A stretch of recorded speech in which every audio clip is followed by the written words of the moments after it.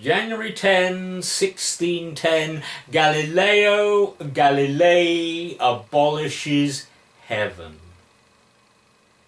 Interesting, because when I was a young man at university, I went to see this brilliant play by Bertolt Brecht called Galileo, and that was a line that I always remembered, partly because January 10th is my birthday. 1610 is not the year in which I was born, of course, but also because it was about the clash of ideas. It was about one of the greatest thinkers in our modern period conflicting with the Church of Rome at the time and then recanting his ideas.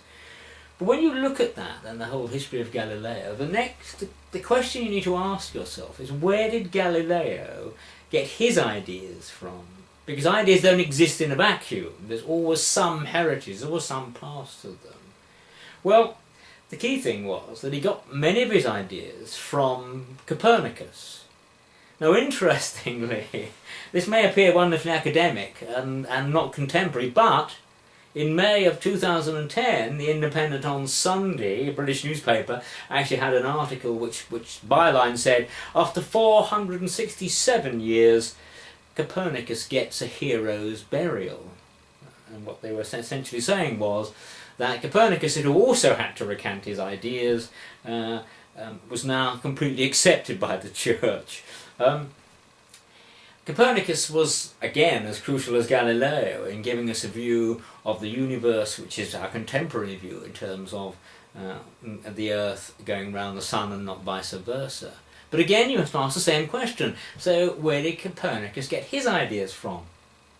Well, one of the key things and one of the key areas was that he developed the thinking of many of the Muslim scientists and astronomers.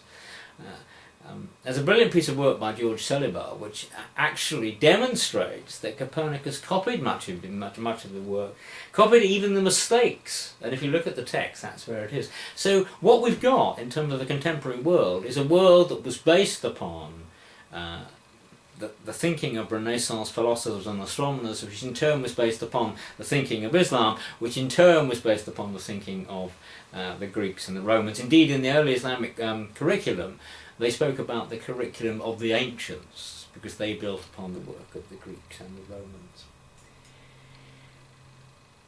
That's by way of introduction. Really, what I want to do in this short video is to do 4 or 5 things. One, I want to tell you about the aims and objectives of our curriculum company, Curriculum Enrichment for the Common Era. I'm going to talk about the company's underlying values. I'm going to outline some of the areas in which we work, and then I'm going to finish by appealing to you for your help and support to take what I consider to be this key area forward. What's the curriculum? What's curriculum enrichment, and what is the common era? If I would say to you what date it is today, you would give me whatever the day is, and then you would give me the year. And I would ask you, where do we get the years from? When I was a boy, we always used to speak about AD, Anno Domini, in the year of our Lord, because much of the Western world, and now much of the world, bases its modern day calendar upon Christian calendar. But the reality is there are many more calendars. There are probably at least 10 still in existence, many of which are religious. So you have a Muslim calendar, you have a Hindu calendar, you've got an Iranian calendar, and so on and so forth. But what has happened over time is that it has been the Western world and its Western calendar which everybody now accepts. And there's a wonderful quote, in fact, by the previous Director General of the UN, Kofi Annan, and he said, "The Christian calendar no longer belongs exclusively to Christians. People of all faiths have taken to using it simply as a matter of convenience. There's so much interaction between people of different faiths and cultures, different civilizations, if you like, that some shared way of reckoning time is a necessity. And so the Christian era has become the common era." And that just makes the point for us that the curriculum is now the curriculum for a common era, an era in which we all civilizations and all cultures now share. What is curriculum enrichment? The English authority that manages the national curriculum spent several years going up and down the country talking to a whole range of people about the nature of the curriculum. And they concluded that actually the curriculum was any planned learning, whether it be formal or informal, whether it be based in schools or based in madrasas or based in homes or what have you. And that actually, to create a world-class curriculum, the underpinning characteristics were the same whatever country you were. And if you look at the English national curriculum, that's what it attempts to do. As far as we're concerned, we use the word enrichment, because it's not about rewriting the whole curriculum. It's about taking an existing curriculum, whether it be here or in Saudi or in India or in China, and then enriching it with aspects of world heritage.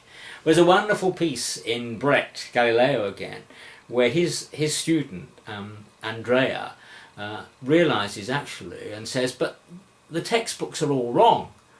And Galileo says, we need to write new textbooks. We don't need to write new textbooks. We need to enrich what we've got already.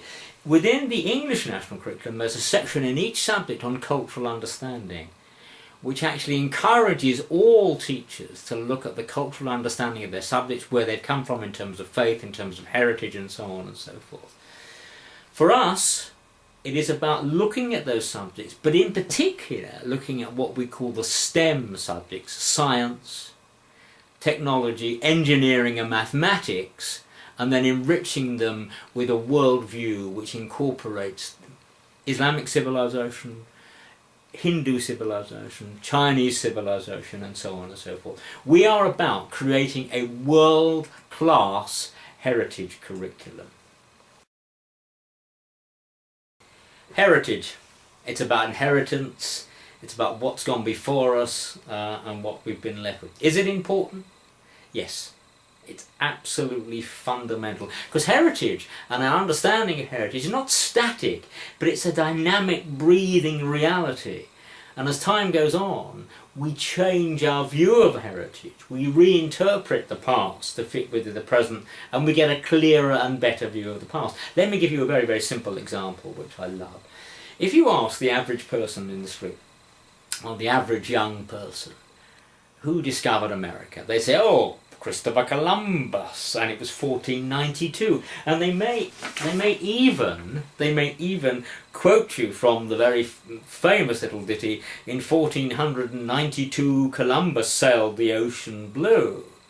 But they probably don't know the rest of the poem, which goes on to say, October the 12th the dream came true, you never saw a happier crew. Indians, Indians, Columbus cried, his heart was filled with joyful pride. But India, the land was not. It was the Bahamas, and it was hot. And the poem goes on in that particular fashion about the Arawaks and other Native Americans. And he says, the first American? No, not quite. But Columbus was brave and he was bright. But the key issue is that, of course, there was a whole native populations, indigenous populations, Native Americans, and Native Caribs that Columbus found. And it was a European discovery, not a world discovery. And for many years, that notion of us discovering America in 1492 has really underpinned the Eurocentric view of the world. That's changed, and is changing on a daily basis. Heritage is fundamental to our identities, fundamental to how we see ourselves. We in the UK are wonderfully privileged because we have everybody. The world is in the UK. We've every faith, with every religion, with every culture, with most ethnic groups, and so on and so forth. And therefore, that shared heritage becomes even more crucial to actually explore. When the QCDA were doing their review of curriculum, they went around the country and they asked people about the future. And there was one young man who, when asked, he said, I've been sitting and wondering what the future will be like. It took me quite a long while. When I finished, I realised a lot of the future was gone. So a lot of the future's in the past. a philosopher king, a lot of the future was in the past.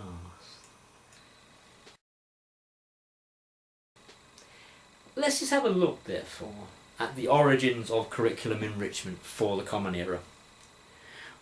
The founding fathers, to continue my American analogy, were the foundation for science, technology and civilization, and they funded a lot of the early work. There's a range of products that they've actually devised with us and projects and so on and so forth. The most important thing they've done, however, is the seminal, innovatory 1001 inventions.